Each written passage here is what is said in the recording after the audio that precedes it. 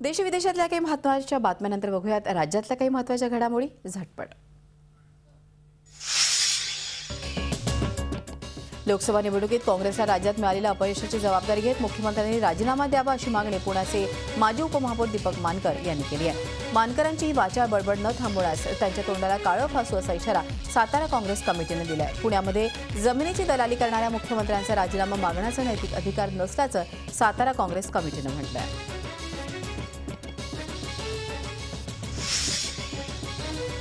राज्य सरकारबाबत काँग्रेस पक्ष जो निर्णय घेईल तो मान्य असेल असं मुख्यमंत्री पृथ्वीराज चव्हाण यांनी म्हटलंय। प्रदेशाध्यक्ष माणिकराव ठाकरे यांनीही अशीच भूमिका मांडल्यामुळे आता राज्य सरकारच्या भवितव्याचा चेंडू दिल्लीत टोलवला गेलाय। प्रदेश काँग्रेसची बैठक पार पडली। 2014च्या लोकसभा निवडणुकीत जनतेने दिलेला कौल मान्य करत आगामी राजकीय आव्हानांना ताकदीने आणि संघटितपणे सामोरं जाण्याचा निर्णय घेण्यात आला आहे। खासदार अशोक चव्हाणांनी राज्यातील पक्ष नेतृत्व आणि पक्षांतर्गत विरोधकांवर टीका केली आहे। ज्या ठिकाणी नेतृत्व सक्षम राहिलं त्या ठिकाणी पक्षाला पराभव टाळण्यात यश आल्याचं अशोक चव्हाणांनी म्हटलंय। ते दिल्लीत बोलत होते।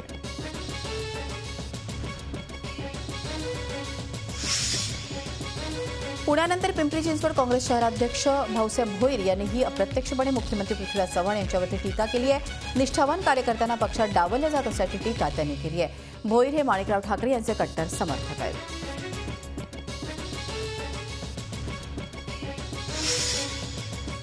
लोकसभा निवडणुकीत झालेल्या पराभवानंतर राष्ट्रवादी काँग्रेसनं काँग्रेसपासून फारकत घ्यायला हवी असं मत भारिप बहुजन महासंघाचे अध्यक्ष प्रकाश आंबेडकर यांनी व्यक्त केलंय। ते नागपुरात बोलत होते।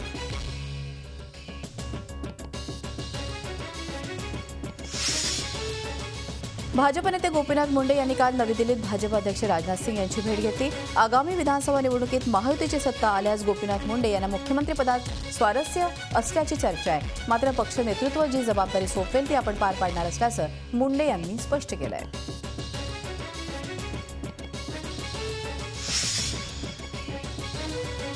केंद्रामध्ये भाजपला स्पष्ट बहुमत मिळाल्यामुळे सरकार स्थापनेला आता वेग आलाय। त्यामुळेच आरपीआय अध्यक्ष रामदास आठवलेंनी नरेंद्र मोदींशी फोनवरून चर्चा केली। यावेळी त्यांनी मंत्रिमंडळात स्थान देण्याबाबत मोदींकडे मागणी केली।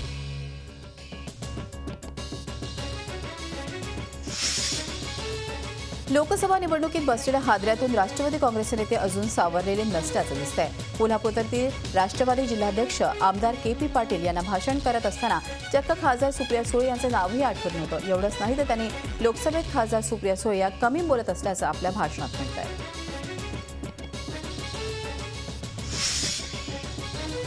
लोकसभा निवडणुकीत साताऱ्यामधून राष्ट्रवादीच्या उदयनराजेंनी विजय मिळवला आणि त्यानंतर शहरामध्ये त्यांच्या अभिनंदनाचे पोस्टर झळकतात।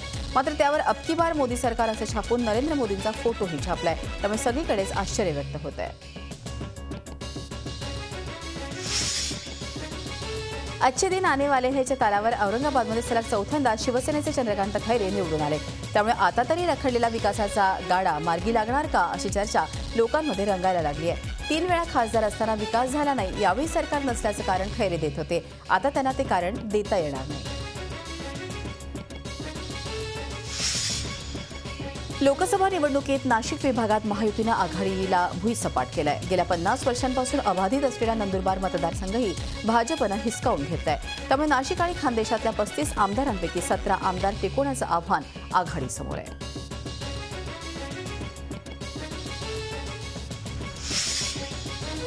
लोकसभा निवडणुकीत महायुतीला अभूतपूर्व यश मिळालं। त्या यशात काँग्रेस राष्ट्रवादीचे उमेदवार पाला पाचोळ्यासारखे दूर सारले गेले।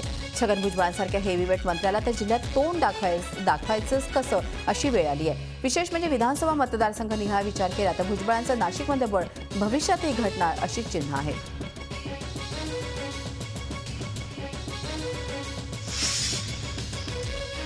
पुण्यात काल खासदार अनिल शिरोळेंनी स्वारगेटच्या उड्डाणपुलासाठी आंदोलन केलं तर दुसरीकडे पुण्याचे आमदार गिरीश बापटांनीही विकास आराखड्याबाबत आंदोलन केलं। पण भाजपचा अजून लोकसभा निवडणुकीचा विजयोत्सव संपलेला नाही। त्याआधीच पुण्यात इतकी आंदोलनं सुरू का झाली आहेत? आंदोलनातून विधानसभेची फिल्डिंग तर लावली जात नाहीये ना अशी शंका निर्माण होते। बेस्टच्या सध्याच्या आर्थिक परिस्थितीला शिवसेना जबाबदार असल्याचा आरोप म्युनिसिपल मजदूर युनियनच्या शरद राव यांनी केला। एप्रिल महिन्याचा पगार अजूनही न मिळाल्याच्या पार्श्वभूमीवर ते बोलत होते। या प्रकरणी बेस्ट डेपोसमोर रोज दुपारी 2 ते 4 आंदोलन करणार असल्याची माहिती त्यांनी दिली।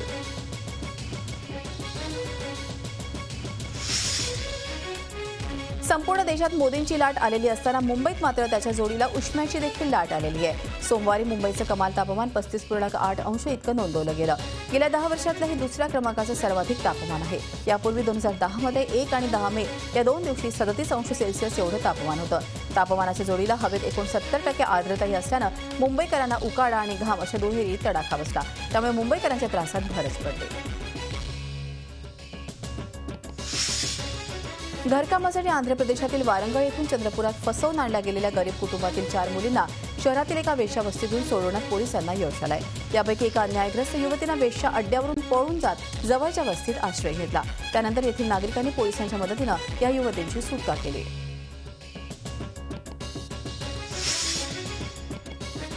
पेण अर्बन बँक दिवाळखोर म्हणून जाहीर करण्याच्या सरकार आयुक्तांच्या निर्णयाला मुंबई उच्च न्यायालयाच्या सुट्टीकालीन न्यायालयानं स्थगिती दिली आहे। तसंच ही स्थगिती न्यायालयाच्या पुढील आदेशापर्यंत कायम राहील असंही न्यायालयानं स्पष्ट केलं आहे। न्यायालयानं प्रकरणाची सुनावणी 16 जून रोजी ठेवली आहे। राज्याचे सहकार आयुक्त मधुकर चौधरी यांनी बँक दिवाळखोर म्हणून जाहीर केली आहे। त्यांच्या या निर्णयाविरोधात पेण अर्बन बँक संघर्ष समितीनं उच्च न्यायालयात धाव घेतली होती।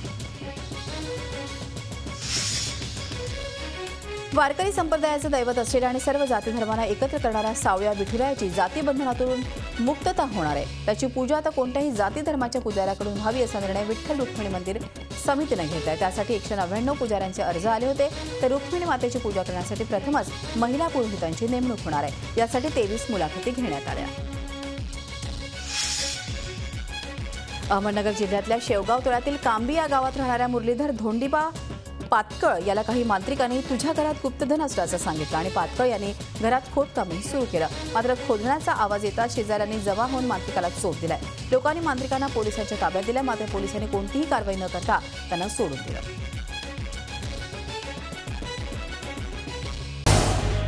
झी 24 तास रहा एक पाऊल पुढे।